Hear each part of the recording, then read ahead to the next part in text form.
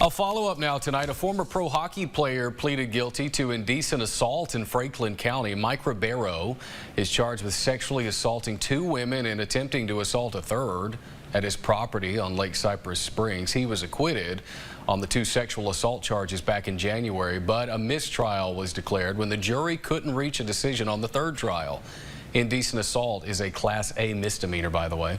Ribeiro received credit for 1 day spent in jail and was ordered to pay a $4,000 fine.